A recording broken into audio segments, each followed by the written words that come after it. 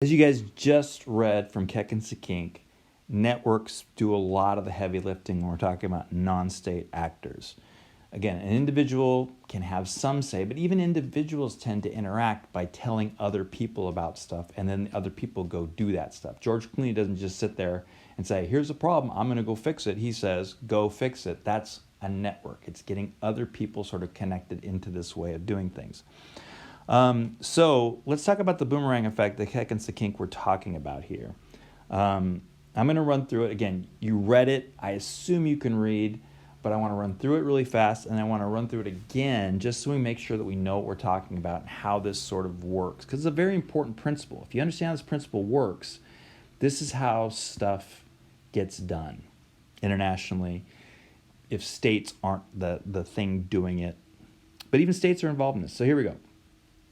So the non-state actors in state A are blocked at home. So think of state A like, we're just going to throw one out here. I'll give you an example, Ecuador, okay? So let's imagine that we have indigenous people in Ecuador, and there are oil companies working there that are polluting their water supply. Now here's the deal. If I'm an indigenous person in Ecuador, I have very little political power. No one's listening to me at home.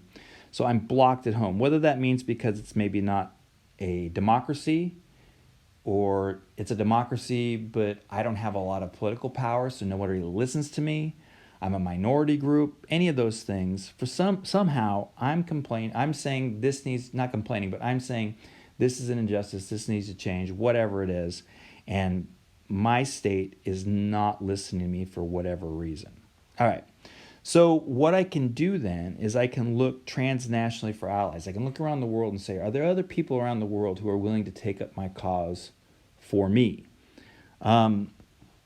So, for example, these allies are going to tend to be groups like maybe Human Rights Watch, or maybe it's going to be the World Wildlife Fund, or some other sort of, again, NGOs are good at this. Sometimes the UN might do this, or a group like the UN, an intergovernmental organization, but they can take up that. Now, again, if I am a poor person in Ecuador who is suffering from this sort of water pollution, I don't have a lot of ability to do anything. Maybe the best I can do is upload a video to my phone, but I can't make you watch that video. It's in Spanish, and you don't speak Spanish around the world. I don't have access to anybody who can do anything about this. But groups, these allies, they do. So if I can get the allies on board, then they'll turn around and pressure the people of state B. So for example, the US or Western Europe or something to that effect.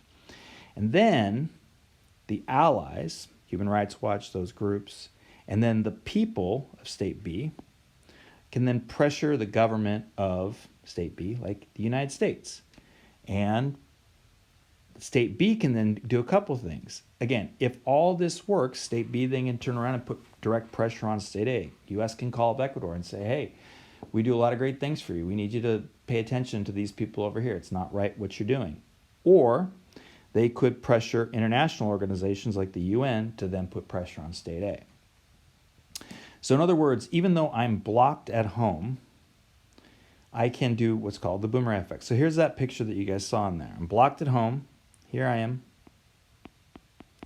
I'm blocked at home. They won't listen to me. So I can get an NGO. If an NGO will listen to me, they can then turn around, get the people here. This is sort of the people, the U.S. This is you.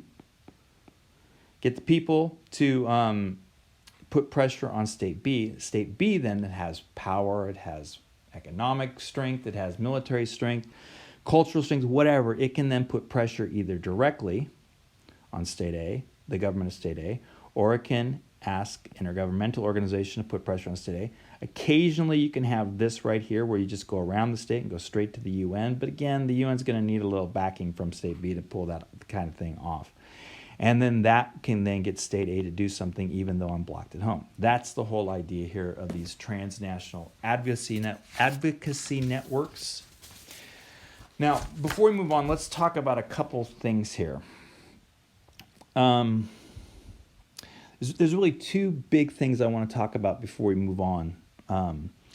Number one is if I am the indigenous person back home, or I am the person who doesn't have voice back home or is blocked back home, this person right here, my first challenge is going to be finding allies. Because again, until it becomes an issue, it's not an issue. Nobody even knows I really exist, to be honest with you. So how am I going to find allies to care about them?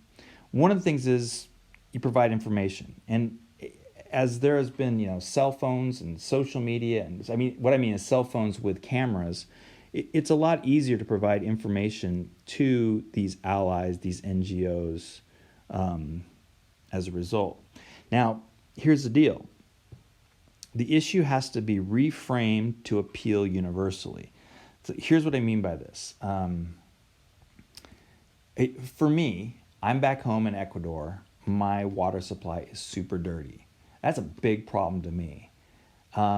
If I am in a group like the World Wildlife Fund, and let's say I live in America or I live in France or something like that, I don't like that people have dirty water, but there's a lot of problems in the world. There's a lot of things going on out there. Why would I care about this particular issue? It's not that I don't care.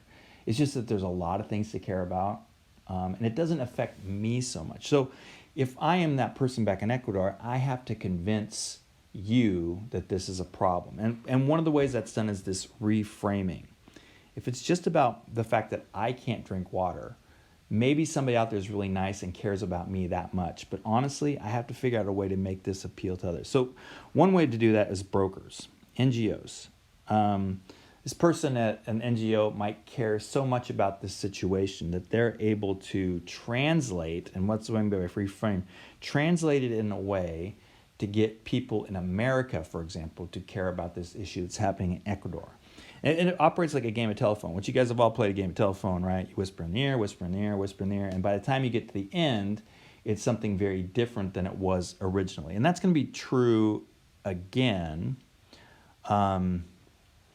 if I generalize this issue, right? If it's less about my water supply and about water supplies in general, polluted water supplies from oil companies in general, or just polluted water supplies, that's great, but that's not really my issue. It's this lake that I care about, not all water supplies. So when that happens, when I reframe this to appeal universally, it changes the issue, or it has the ability to change the issue a little bit. Where now I can get a lot of people caring about this issue, but they might not care so much about my particular water supply back home. That's a problem, right? This is going to be one of those problems right here of this.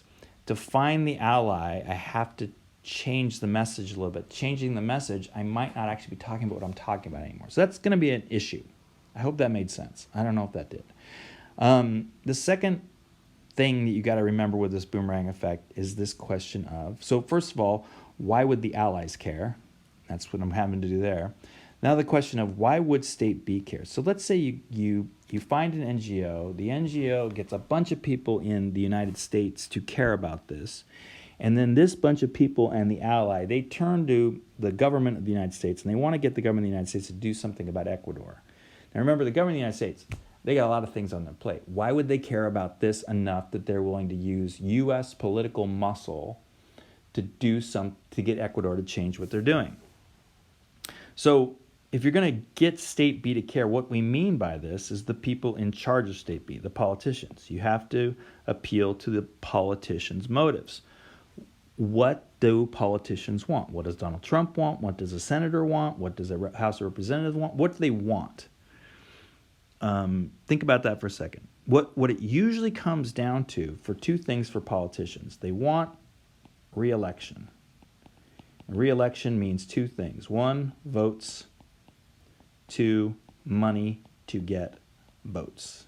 Campaign contributions. That's really what it comes down to. Are politicians that simple? No, but that gives us a little bit to work with there. If I'm going to get the politicians to care, I have to make it seem like they're doing something about this issue pertains to their re-election.